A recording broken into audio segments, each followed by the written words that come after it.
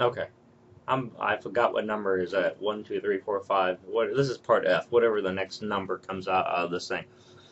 I want to talk to you about the ASCII table, the escape sequence in this thing, and you can embed a lot of this in your string, in your code with it. So if you have like cout equal, all right, such as if you have a set of instructions that you want to send out, for example, you can do like cout, and if you want to actually put something like hello world, and instead of putting in the end line, you can actually do this end with it, and this, you can end this like this. This, after the hello world, it's going to go down to the next line. Okay, so this is what this does. It allows you to do alignment and formatting and some of the stuff that we talk about. Okay, so just know this. I know there are some test questions I do ask about this. Know what preprocessor directives and all this stuff that you have. They all start with pound, include, whatever it is. You gotta know IO stream. Later on, we're going to talk about several. There are things that what's called preprocessor. It comes with your programming language with it. So, for instance, you buy a car. It has power doors, for example. That comes with your car. Your compiler comes with a pre-built-in preprocessor programs. We're going to talk about IO manip. We're going to talk about string. We're going to talk about CMath. You know about IO stream. So these are the type of stuff that comes with it. The library file for the preprocessor is huge, huge. So I just want to touch base on a few of them in here. In lab, you're going to see me do some of the stuff. Pound include. Okay, so we talked about that. Just go through here. Coming down here, I want you to make sure you understand that this is very important. You declare the statement, you execute the statement. So my interpretation of this slide right here needs to be like this. Okay, so again, I said 1 is you're gonna what? Allocate memory. 2 is what? Do some sort of calculation. Okay, and 3, you're gonna output to desktop, to screen.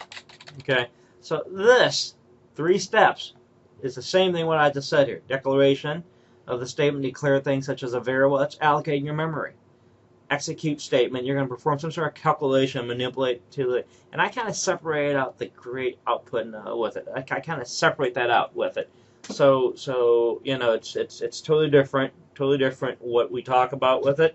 So, you know, because I broke this down to 3 steps instead of the declaration executable with it. Okay, so keep that in mind as you're going along with this thing. You're going to create, like I said, directives, C++ code, generate your object code. If you did this right, you won't have any of these errors and syntax errors with it. Right now, just worry about syntax errors. Syntax, here we go. We're talking about syntax here. This is syntax. Use of blank lines.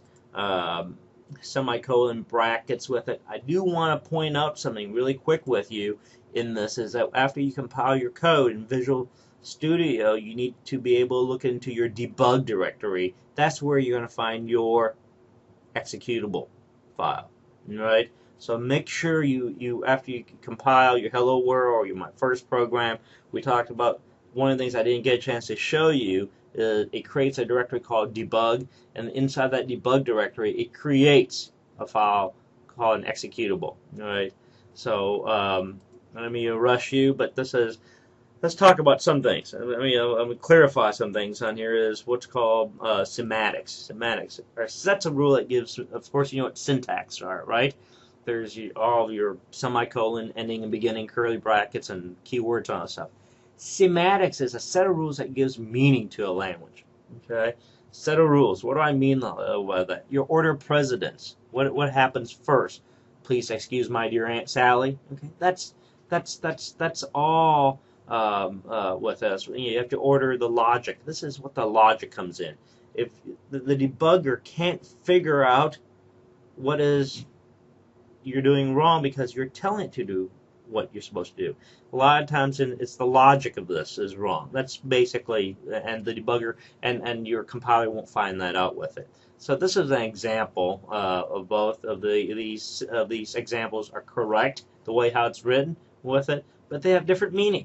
Okay, both have syntactically correct expression, but they have different meaning. All right, naming identifier. Please know this. Please know this. All right, I want you to know this and be able to follow this and set instructions on this. This, if you understand this, when you go to 1437 with me for Java, I hone in this at the same time.